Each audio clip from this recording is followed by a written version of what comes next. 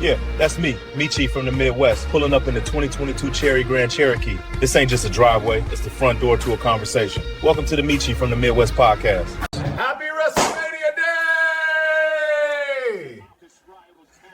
Tribal Chief winning today. In here and give y'all the results of it, what I felt about the card. As you can tell with my tone, I'm very disappointed with this card because I want to say last year and the year before, ever since they started doing the two nights, I feel like that first night is just pretty much the throwaway matches, and then the main event is going to be like the main championship fight. But I just feel like they're not balancing these cards out. Last night, with the 7 fights that were on there, at least three of those fights could have been put on night 2. Because if you look at night 2, when I get into night 2 of WrestleMania, all 7 fights are solid. They're all solid matches. That's pretty much like the must watch matches. Why not put three of those on night 1, and the three throwaway matches, I would say, on night 1, put on night 2 just to even it out, because I'm not sure how the ticket thing go either. When I was looking on SeatGeek, it was showing that like you can buy tickets for night 1 or night 2. So I'm not sure. I don't think it's the same people going to both nights. And with the ticket price, I'm pretty sure that night 2 tickets should be higher at this point, and night 1 should be lower, because night 1, it just didn't do it for me. Before I even get into the card, I'm going to give this a C. I'll give it a C as we go through the card. I'll tell you why I gave it a C grade, but I was very disappointed with this card. So let's start off. The Usos and the LA Knight defeated Logan Paul, Austin Theory, and ISO Speed. This was a cool match, a decent match, because it was really between the Usos and Austin Theory and them, because with them costing them the belt, ISO costing them the belt. Speed got in the match a couple times. He got clothesline. He got a couple of moves off. The Usos and LA Knight whooped on him a little bit, but the fight ended with ISO Speed costing them the match because of, I think he tried to clothesline somebody and ran into one of the dudes that was on the outside of the ring. So after the match, after they win this fight, Logan Paul gets up into ISO Speed face and hits his finisher on him, knock him smooth the hell out. So once he does this, they LA Knight and all them boys, they get the beating up on Logan Paul and Austin Theory, and they wake ISO Speed up and like, no, you know what? He just disrespected you. Your teammates just disrespected you. Go to the top, do a frog splash on Logan Paul. So that was the highlight of the fight, was ISO Speed going to the top, doing his little signature barking thing and jumping off, doing the frog splash on Logan Paul on the outside of the ring. That was pretty good. But outside, that's like, how do you bring somebody in here to be your tag team partner? Y'all turn on him because y'all see he cost y'all the match, and then he ends up doing your signature move on you on the outside. I thought it was cool because it let ISO Speed show off his athleticness. Like, he's very athletic. But overall, the match just didn't stick for me. I felt like, if anything, Uso should have got their rematch for their titles. Like, this wasn't a title fight. This was just a fight that didn't do nothing for the tag team division, because now, with this being Monday, they're going to end up, 9 times out of 10, they're going to end up defending their belts, and Usos will get the belts back, which would be cool. But still, it's like, what was the purpose of the match? I know it was the show like ISO Speed and all that stuff to get him in the match and bring out more people to watch, but overall the match was okay at best. But ISO Speed Frog Splash was definitely the best part of that match. Moving on, Jacob Fatu defeats Drew McIntyre pinfall. This was an unsanctioned match.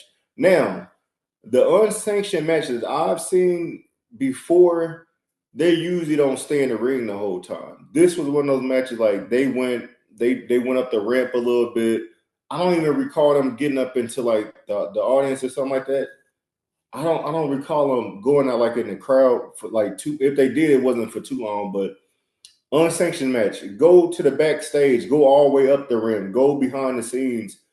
The fans can still see it. I see what you're saying, but then like on the side of the ramps where they get all that space at, where people be getting thrown off there and all that stuff, they could have did so much with this match. But at the end of the day, they got it right. Jacob Fatu did get the win. At a point, it looked like he was going to lose the fight because he made a couple mistakes. He hit a signature move on McIntyre and then get the 3 count. Fatu got hit with the McIntyre's move, and he kicked out. Well, McIntyre kicked out, so both of them kicked out of each other finisher move. But overall, I expected so much more with this fight. The way they built it up, I thought like they was going to tear the house down. But overall, I'm glad that they gave the win to Jacob Fatu. So I won't complain about that fight. But overall, it was a nice match. Like I said, they got it right. Next up, Bella Twins, Nia Jax, Lash Legend, Charlotte Flair, Alexis Bliss, Bayley, and Bakira. The women's title shot, the belts was on the line. The rumor was already out before this that Bella Twin, I want to say Nikki Bella got injured and she wasn't going to be able to perform that night. So they had to get a replacement. And another rumor was out that Paige was coming back. She was been in AEW for a while. She hasn't been active in AEW. I guess the contract expired. They said that she just signed with WWE. So who do they bring out? They bring out Paige. The crowd goes crazy. I think that was a dope moment because at one point where it went from the Divas Championship back to the Women's Championship, Paige, AJ Lee, and all them, they were some of the women on the roster that like was building that division up. So it was good to see her back, but then it was like, yes, I understand she's back, but if this was supposedly supposed to be for the Bella Twins, that team right there shouldn't win. Give it to the ones that's already proven themselves. Bayley and Vikira, I thought they'd have been the favorite. If not, keep the belts on the biggest ones in the division, Nia Jax and Lash Legend. Like I didn't see why they would bring the belts off of them, but it made sense because they wanted the Bella Twins to win the belt. To me, it seemed like these belts are going to end up getting defended very quickly, and they're going to lose the belts because I just don't think like the Bella Twins don't need to be in that tag team division. With them being older, they don't need the belts. If they want to come back and compete with some of the younger generation, do that. But to take the spotlight off on the young ones that's still coming up, it's corny. I can see at the end of the match, just from the body language, when Bayley and Vikira was leaving, it looked like they were so disappointed that they didn't get the belt. So maybe it was discussed before, but they hit them with a swerve once Paige came. Once they signed Paige, it's like, hey, we're gonna put the belts on them for a minute, and maybe they'll end up defending it against Bayley and Vikira. Lash Legend and Nia Jax did their thing, holding on to the belts for as long as they did. But I just didn't understand the logic behind them giving the belts to Paige and Brie Bella. Next up, we had Becky Lynch and AJ Lee. This was a decent fight. This was for the Intercontinental Championship, the women's. This was a back and forth fight. Before the fight got started, the referee, her and Becky didn't get along. They haven't got along. They called her fast count, whatever the referee name is. And this has been an issue for quite some time. So Becky felt like going into this match, it was a 2-on-1 match. So she outsmarted both of them by later on in the fight removing the belt, the turnbuckle, and pulling the referee. She did something dirty where she was in the corner behind the exposed turnbuckle and pulled the referee in the middle and like slap AJ Lee or something. And then when the referee moved out the way and had her back turned, she turned it to the turnbuckle and then her finishing move and stole the belt from AJ Lee. I thought that was a solid win, and it was a solid matchup because she outsmarted both of them. It was an impressive match. Becky as a heel is always good, to me at least. She works better as a heel. So I think that was a good match. Overall, it was a solid match. I won't complain about that one too much. But I wouldn't mind if AJ Lee would have held the belt for a while. But with her just being back after 10 years, again, people that come back after all these years, that don't mean that you have to put the belt on them and let it stick for so long that they get bored. The fans get bored out with it. Just put the belt on the people that's been there, that's been active, that deserve the belt. And Becky Lynch is one of those that deserves to have the belt. Next, we had Liv Morgan versus Stephanie Becerra. Liv Morgan is our new women's champion, world champion. She pulled off the win by the help of Judgment Day. Her entrance, she came out to her song that she just made, and she was performing the song. So by the time she got to the ring, she looked like she was tired as hell. So I was surprised that she even won the match. But it made sense because it was like, well, y'all know I'm exhausted. I just did a damn near performance, like a Beyonce type of performance for a full song, and to get in here and try to perform in the wrestling ring. Raquel Rodriguez, Roxanne came out, and Dominic Mysterio. All those came out, and they caused confusion for Stephanie Becerra. So it's pretty much 4-on-1, and Liv Morgan was able to pull off the fight. As expected, when you fight in a Judgment Day, somebody's going to be pulled out there and trying to throw stuff off. Next fight was one of my favorite, Gunther versus Seth Rollins. Gunther pulled off the win against Seth Rollins, as I called it. The rumors were already out there that Braun Breaker would be returning, most likely to cost Seth Rollins the win, or for Seth Rollins to win and Braun Breaker come out there and try to destroy Seth Rollins. This was one of those fights that's exactly what happened. I'm trying to remember correctly. This was a back and forth match. Gunther looked as the superior, like way too strong for Rollins at times, but Seth held his own, and it looked like he was going to win this match. With him kicking out of the pedigree, the curb stump, it was like, okay, he probably ain't got a chance. He even put Gunther in a chokehold. Now, what happened was when he got outside that ring, he was going to do something. I think he had Gunther outside the ring with him, and here comes Braun Breaker flying down the entrance, flying all the way down there, and caught Seth Rollins. But he caught him at like a bad angle, and it was like the cameras didn't get the full impact of it, so they tried to show the replay a couple times. Fast forward, Gunther ends up choking out Seth Rollins, put him to sleep. About time Seth Rollins wakes up, Braun Breaker is down there up the ramp and turns around, and he comes flying back down again. But this time when he did his signature spear, it's like he barely got it. Like he flipped more than anything, catching the full thing. So I just thought that he missed his target on this one. It was a good match. I think if he would have took Seth Rollins like straight out, like with his regular spear, I think it'd have been more impactful and it got a bigger ovation from the crowd, because the crowd kept on saying one more time.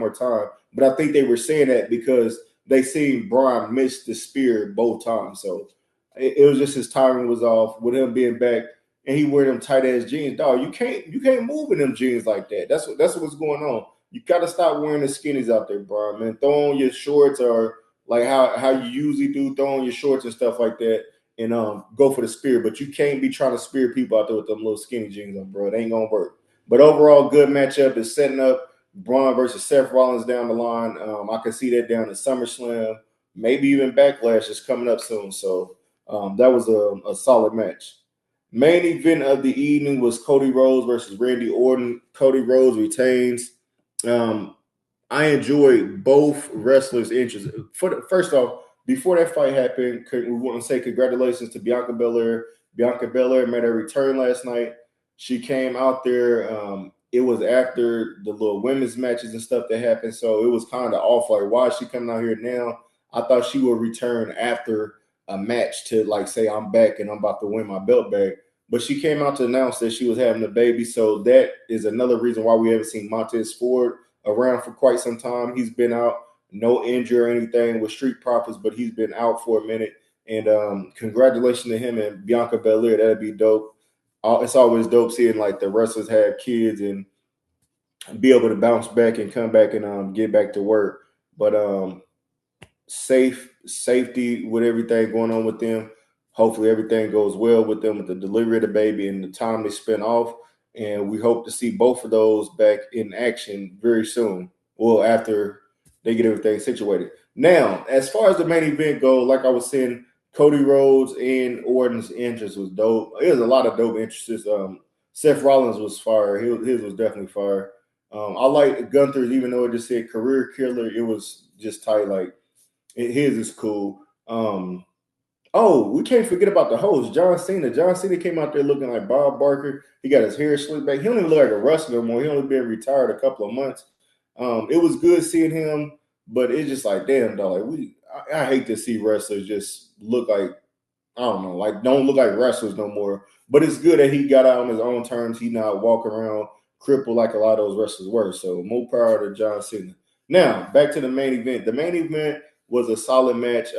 It looked like Orton. I don't know if he was pretending that his back was hurting or his back was really hurting him during this fight. But a lot of times, every move he did, it looked like it was painful for him. He came out here with McAfee. McAfee was introducing Randy Orton and stole on Cody Rhodes, and they pretty much got the jump in Cody Rhodes. So it was 2-on-1 to start this match off.